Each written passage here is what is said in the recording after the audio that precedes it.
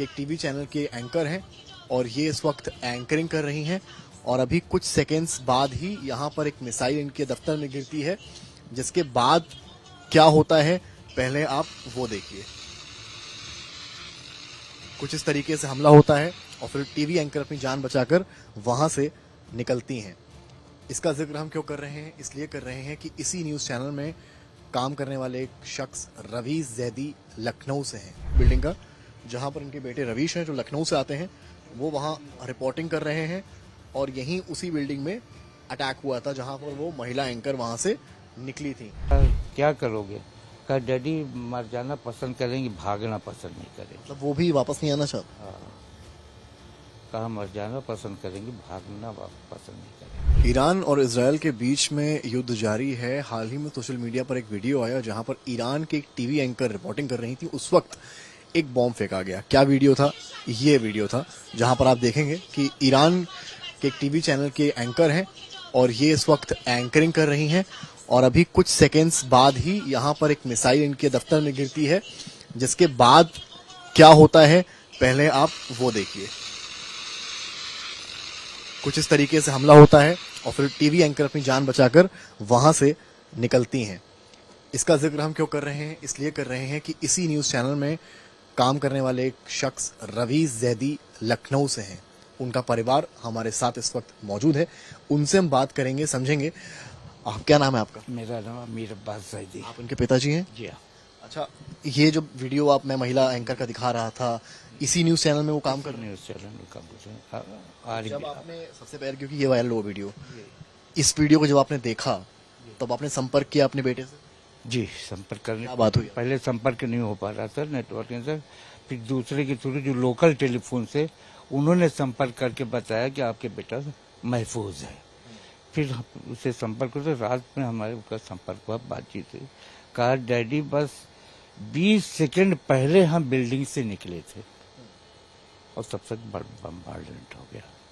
रवीश उसी news channel में उसी बिल्डिंग में थे? IRB न्यूज़ चैनल है, उसी 20 सेकंड पहले निकले थे हमले से? पहले निकले थे बस, और उसके बाद बम्बार्डमेंट हो गया। वीडियोस भी हैं आपके बेटे के वहाँ के? क्या देखिए, रवीश इनके बेटे हैं, उसी न्यूज़ चैनल में काम कर रहे थे, उस इमारत जहां पर हमला हुआ। ये देखिए वीडियो कैमरे पे दिखाइएगा एक बार। ये वो देखिए, ये वीडियो है, आपको दिखाएं उसी न्यूज़ चैनल की बिल्डिंग का, जहां पर इनके बेटे रवीश हैं जो लखनऊ से आते हैं, वो वहां रिपोर्टिंग कर रहे हैं और यहीं उसी बिल्डिंग में अटैक हुआ था जहां पर वो महिला एंकर वहां से निकली थी। तो आप भाई 20 सेकंड एकदम 1 इंच मात्र हो गया। बस सांस है जो बाहर आई, बस डर लगा? यकीनन कुदरती बात है, कुछ तो डर लगा है, लेकिन हालात पूरे जानने के बाद हमको इस बात का प्राउड है, अगर बेटा शहीद भी हो जाता हमको कम ना होता। तो आप कह रहे हैं कि हमले में अगर आपके बेटे को कुछ हो जाता तो भी आपको कोई दिक्कत नहीं? कोई दिक्कत नहीं, इसलिए हमारी कौम कुर्बानी का जज्बा रखती है। हम उस इमाम के मानने वाले हैं, क्योंकि 72 एक दिन में शहीद किए गए करबला में। इससे ज्यादा दहशतनाक वाक़ा आज तक तारीख में किसी भी नहीं मिलेगा आपको। 72 भी इमाम के परिवार के 18 शहीद हुए थे, 18 उस परिवार के मानने वाले। आपके बेटे ने आपसे क्या कहा हमले के बाद जब आपकी बात हुई उनसे? बेटे ने कहा कि डैडी यहाँ हालात ठीक नहीं है। हमने बेटा क्या करोगे? कहा डैडी मर जाना पसंद करेंगे, भागना पसंद नहीं करेंगे। मतलब वो भी वापस नहीं आना चाहते? हाँ, कहा मर जाना पसंद करेंगे, भागना पसंद नहीं करेंगे। और एक पिता क्या चाहते हैं? हाँ, और एक पिता क्या चाहते हैं? हम भी कहते हैं कौम के लिए अगर कुर्बानी दे सकता है तो दे, हमको कोई तरह खुशी होगी कौम के लिए कुर्बानी देना, कोई गम नहीं होगा। जान बच्चे की रिस्क पे है, आपको डर नहीं लग रहा है? आप उसके बाद कोई डर नहीं लग रहा है। देखिए, हम भारत देश के, अपने देश के लिए और कौम के लिए मरना सीखा है। हम दोनों के लिए कुर्बानी देना अपना फर्ज समझते। ये आपकी तस्वीर है? ये मेरी तस्वीर है। आप पुलिस में थे? जी, पुलिस में से 2008 में रिटायर हुआ। पुलिस में रहे हैं और 2008 में रिटायर हुए हैं। आपके बच्चे जब यहाँ से गए, कब गए थे यहाँ से? बच्चा तो अभी लास्ट टाइम तो 1 नवंबर 2024 हो गया, उसकी वाइफ की डेथ हो गई थी।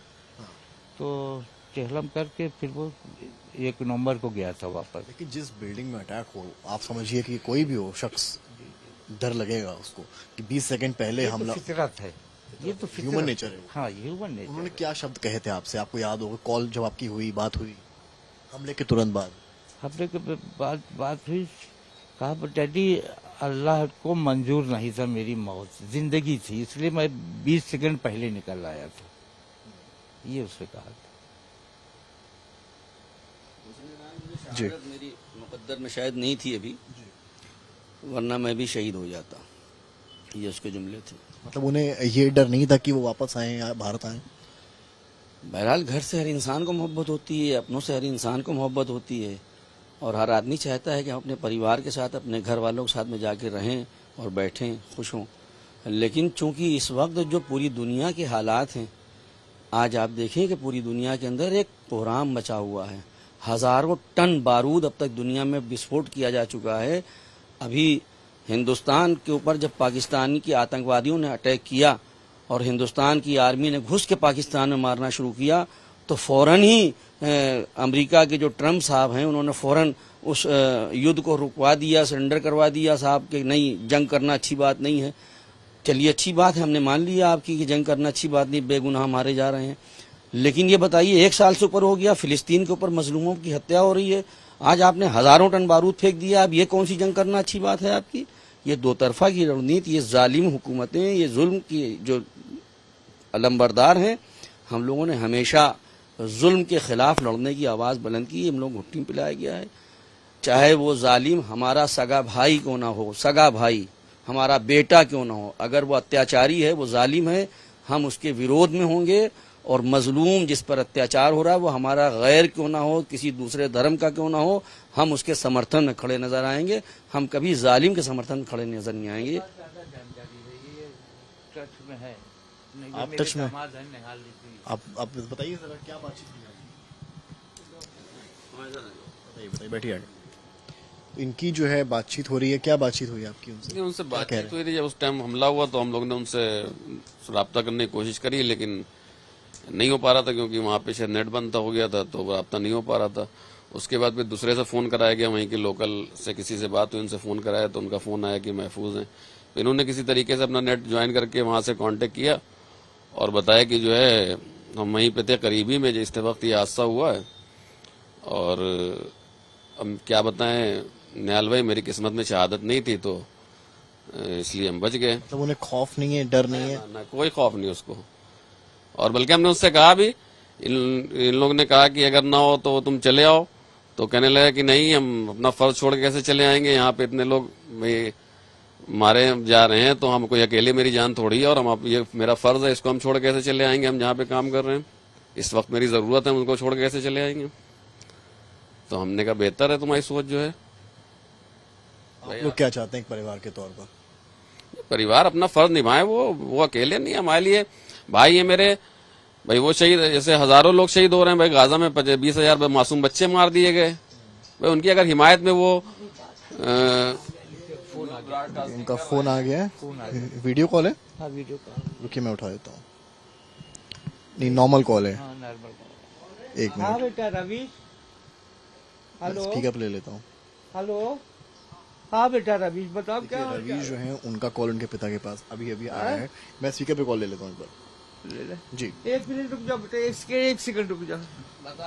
रवीश, हम यहाँ आज तक से बात कर रहे हैं। मैं समर्थ हूँ, लखनऊ में आपके परिवार से मिलने आए हैं। आप वहां पर महफूज महसूस कर रहे हैं? हेलो, आप बात कीजिए, शायद आवाज नहीं आ रही है। Hello hello Ravish, hello. देखिए, नेटवर्क का जिस तरह से वहां पर एक मसला बना हुआ है। ईरान में अभी उन्होंने कई परिवारों से बात किया, कनेक्टिविटी बड़ी कमजोर हो गई है, चाहे बात वीडियो कॉल की हो चाहे कॉल की हो, और वो कॉल नहीं लग रहा है। अब यहाँ पर देखिए लगातार कोशिशें हो रही हैं, कैमरा की अगर आप पैन करेंगे तो कोशिशें भी लगातार की जा रही हैं। तो कुल मिलाकर कोशिशें हजार हो रही हैं, संपर्क मुश्किल हो रहा है, मैसेज पे बातचीत हो रही है, लेकिन जैदी परिवार फिलहाल ये मानता है कि शहादत उनके लिए ज्यादा अहम है, उनका बेटा बाद में है, कौम पहले है। कैमरामैन संदीप दुबे के साथ समर्थ श्रीवास्तव, लखनऊ।